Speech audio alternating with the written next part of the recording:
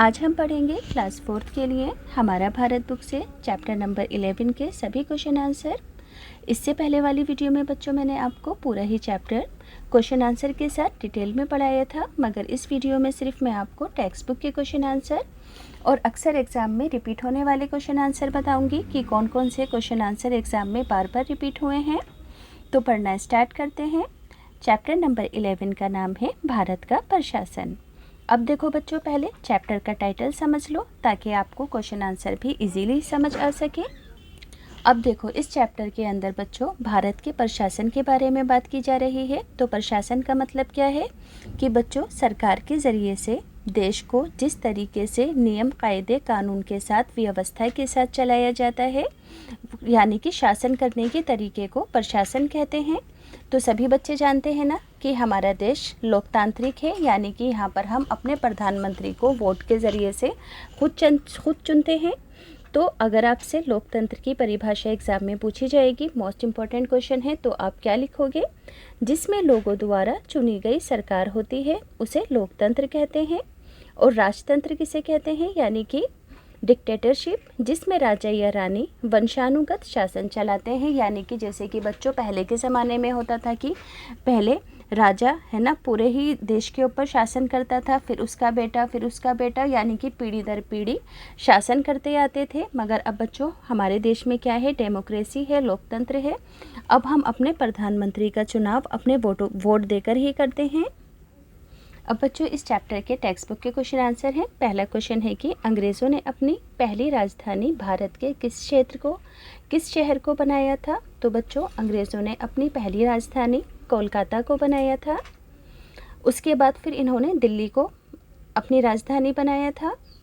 हमारे देश की संविधान सभा के अध्यक्ष कौन थे? तो डॉक्टर भीमराव अंबेडकर थे। अगला है हमारे देश का राष्ट्रीय खेल कौन सा है? तो बच्चों हॉकी है हमारे देश का राष्ट्रीय खेल। भारत में कुल कितने राज्य हैं? तो हमारे देश में बच्चों कुल 29 राज्य हैं। अब है फिलअप्स। अंग्रेज़ों की भारत में पहली राजधानी क्या थी? कोलकाता थी। भारत 15 अगस्त 1947 को आज़ाद हुआ था। भारत में 18 वर्ष व उससे अधिक आयु के सभी नागरिकों को वोट देने का अधिकार है। लोकसभा व राज्यसभा संसद के प्रमुख 2 सदन हैं। राष्ट्रपति भारत का प्रथम नागरिक होता है। तो सभी बच्चे स्क्रीनशॉट लेकर hand to hand question answer लिख देंगे। अब बच्चों पहला क्वेश्चन है कि संविधान क्या है? देखो बच्चों, ज़ुबानी तौर पर बताती हूँ कि संविधान एक ऐसी लिखित रूप के अंदर किताब है जिसमें वो सब बातें लिखी हुई हैं कि देश का कानून किस हिसाब से चलेगा, यहाँ के लोगों को क्या क्या अधिकार होंगे, वो किस तरीके से अपनी ज़िंदगी जिएंगे, यानी कि कानून के मुताबिक कौन कौन से काम करने सभी नागरिकों के लिए अनिवार्य होंगे। तो देखो क्या लिखोगे कि संविधान नियमों और उपनियमों का लिखित संग्रह है या फिर दस्तावेज है। इसके आधार पर ही सरकार बनती है और काम करती है और देश को चलाती है। याद रखोगे कि सरकार संविधान के आधार पर ही सभी काम करती है और इसी के हिसाब से देश के अंदर नियम कायदे कानून लागू करती है।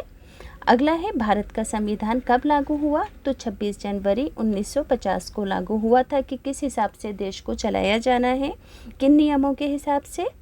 भारत की सबसे बड़ी अदालत कौन सी है? तो भारत का उच्चतम न्यायालय भारत की सबसे बड़ी अदालत है।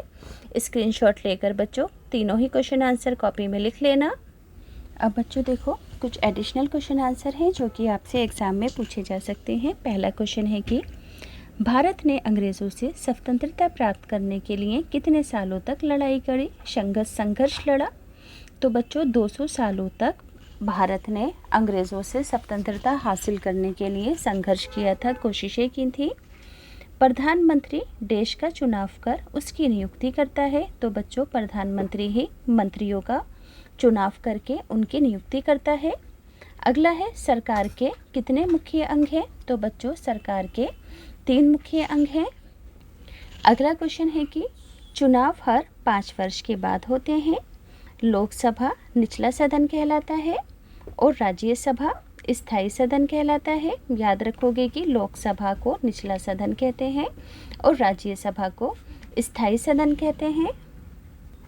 अगला क्वेश्चन है कि निचले न्यायालयों द्वारा दिए गए निर्णयों के विरुद्ध याचिकाएं सुनने का अधिकार किसके पास होता है?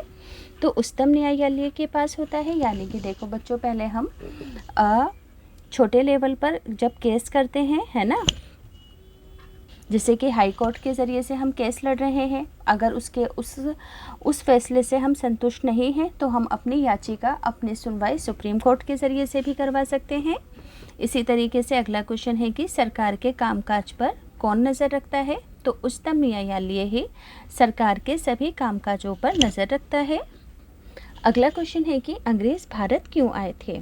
तो अंग्रेज़ व्यापार करने के लिए भारत आए थे। उन्होंने अपना सबसे पहला कारखाना गुजरात के सूरत में खोला था, क्योंकि वो व्यापार करने आए थे। फिर धीरे धीरे उन्होंने अपनी फ़ौज बनाकर एक बड़े क्षेत्र पर कब्ज़ा कर लिया और फिर आहिस्ता आहिस्ता पूरे ही देश पर कब्ज़ा कर लिया। हमारी सरकार किन दो स्तरों पर, किन दो लेवल्स पर काम करती है? तो हमारी सरकार केंद्र व राज्य स्तर पर कार्य करती है। अगला क्वेश्चन है कि राष्ट्रपति का चुनाव कौन करता है? तो राष्ट्रपति के चुनाव की अलग प्रक्रिया है। संसद के जो दोनों सदन के सदस्य होते हैं, जिन्हें जनता चुनती है, वो सभी सदस्य, राज्यसभा की, विधानसभा के सभी सदस्य मिलकर राष्ट्रपति के चुनाव में भाग लेते हैं। यानी कि डायरेक्ट जनता राष्ट्रपति को नहीं चुनती है, बल्कि जिन मंत्रियों को जनता ने चुना होता है वो मंत्री राष्ट्रपति का चुनाव करते हैं, वोट डालते हैं।